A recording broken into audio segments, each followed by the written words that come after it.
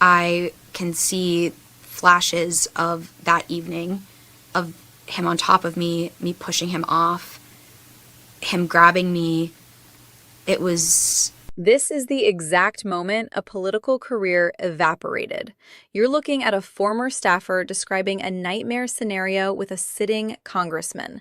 The fallout is catastrophic, and the biggest names in the party are already running for the exits. You need to see this. I decided to ask him to meet me for a drink. And I did this because I was so far removed from what had happened in 2019. I felt safe because I was established, I had a partner, I felt more secure that I could have a strictly professional relationship with this person. After that bar closed, we went to another. I went to the bathroom, and I don't remember anything after that. You don't remember anything? I remember the next day, a lot more aggressive. It was aggressive. Did you say no? Yes, I said no. In my flash that I can recall, I was pushing him off of me saying no. And what did he do? He didn't stop. He didn't stop. And you woke up the next morning? I woke up the next morning naked, alone in his hotel room. I, for a moment, didn't even know I was in his hotel room. That's how intoxicated I was. And I called my mom, the only person I could think that could help me. Look at the body language here, even with the shadow. You can feel the weight of what she's saying. She's describing waking up in a hotel room with zero memory of how she got there. That is a chilling detail that changes everything for Swalwell. This isn't just a political scandal anymore. It's a full-blown criminal allegation involving multiple years, 2019 and 2024. Notice how she mentions the aggressive nature of the encounter. That word is going to haunt his legal team. What's wild is that she felt safe enough to meet him for a drink because she had moved on, only for the cycle to repeat. The fact that she's going on camera, even in silhouette, shows she has nothing left to lose. This isn't a leaked memo or an anonymous tip. This is a direct, face-to-face accusation that the mainstream media can no longer ignore. It's the kind of testimony that ends campaigns in 24 hours. Are we live? Hello? What happened? Tell me, I'm in the news. He stepped away and moments later returned with the news. He got run over. He got what he deserved.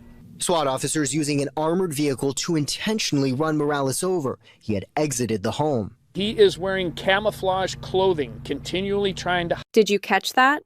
The sheriff didn't even blink. He straight up told the media, "We intentionally ran him over." You almost never hear that level of raw honesty from law enforcement in a press conference. Usually it's all tactical maneuvers and neutralizing the threat. But Sheriff Boudreaux is done playing games. He's standing there after losing a 35-year-old detective, a guy with a pregnant wife at home, and he's basically saying the gloves are off. The suspect was wearing camouflage, hiding in the brush, and trying to go down in a blaze of glory. The police decided they weren't going to give him the satisfaction of another gunfight. They used the Bearcat as a 20-ton sledgehammer. It's a polarizing moment for sure. Half the internet is cheering for the justice, and the other half is questioning the tactics. But in that moment, for that department, it was about protecting the rest of the team. What was important to you about anything that you heard tonight from President Trump, speaking out at length, from Mr. Avenatti, who I believe you just were able to hear, and new reports that there are new allegations being probed by the Senate regarding Judge Kavanaugh? Good evening, Ari. I saw continued demeaning of victims of sexual assault, people who deserve to be heard, who deserve for their allegations to be investigated, and a president who wants to just rush this through. He criticized the Senate for even taking this long, Ari. And so for Brett Kavanaugh's sake, if he is innocent, I hope tomorrow he opens his statement and says, you know what? Bring in all the victims, allow them to be heard, allow them to be questioned. That will clear his name if he's indeed innocent. And if he's not, for the sake of the credibility of the court, I hope that the senators would vote against. Talk about a receipts moment. Watching this old clip of Swalwell demanding that Brett Kavanaugh's accusers be heard and investigated is peak irony now. He was the loudest voice in the room saying that even unproven allegations should halt a career for the sake of the credibility of the court. Now, fast forward to today, and he's the one sending cease and desist letters to his own accusers. It's the ultimate political rules for thee, but not for me. You can see him on screen there, looking so confident while demeaning anyone who questioned the Kavanaugh narrative. Now that the shoe is on the other foot, he's calling these women liars and claiming it's just election eve politics. The internet never forgets, and this specific clip is why his fellow Democrats are pulling their endorsements so fast. They know they can't defend this level of hypocrisy without looking like total frauds. John, the situation spiraled out of control the moment officers arrived to serve that eviction notice, with one neighbor recording the gunfire.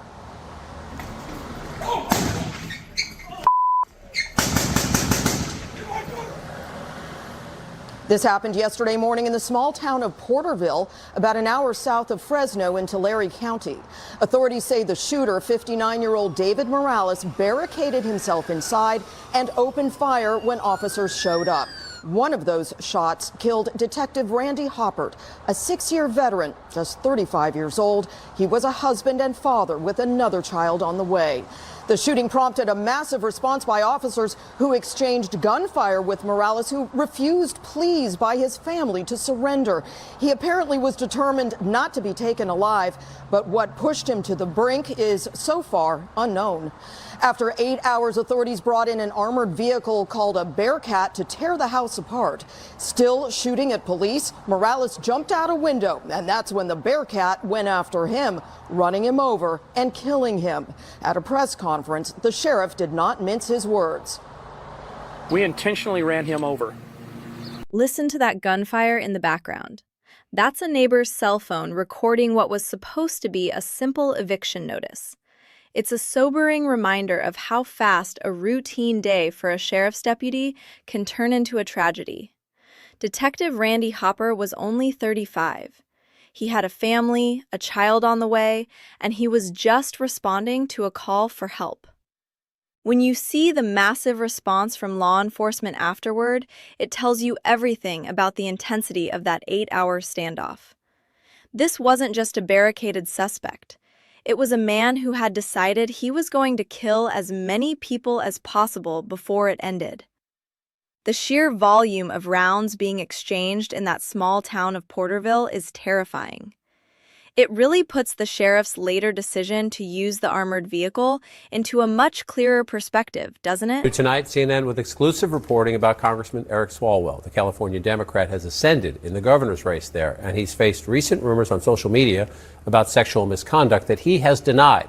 CNN's Pamela Brown and her team have spoken with 4 accusers, including a former staffer who went on camera to share her story. Pam, tell us what our investigative team have learned.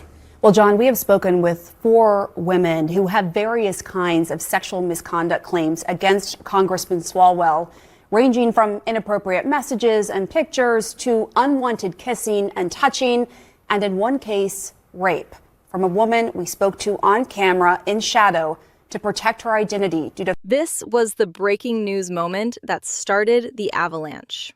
Pamela Brown's reporting here was the result of months of investigation, and you can see the network isn't holding back. They've got 4 different women on the record. When a major outlet like CNN, which is usually seen as friendly to Swalwell's side of the aisle, drops a hammer this heavy, you know the internal polling for his governor race must have hit 0. Look at the range of claims: inappropriate pictures, unwanted touching, and the heavy allegation of rape. They even mention Snapchat and disappearing messages. That's a detail that suggests a pattern of trying to hide tracks. This wasn't a he said, she said over a single dinner. It's a systemic breakdown of a professional relationship. The campaign didn't just hit a snag here. It hit a brick wall at 100 miles an hour. Is Mahmoud pro-Hamas? These are accusations that the Trump administration keeps pushing on him. But what do you say to those? I think it's ridiculous. We tried armed resistance, which is again legitimate under international law, but again, Israel it is terrorism. Your husband circulated pro-Hamas flyers, did he? That's not true.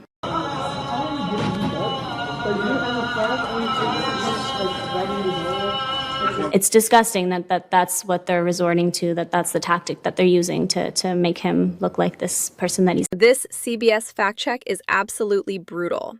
You have the wife of Mahmoud Khalil looking directly at the camera and calling the accusations disgusting and not true.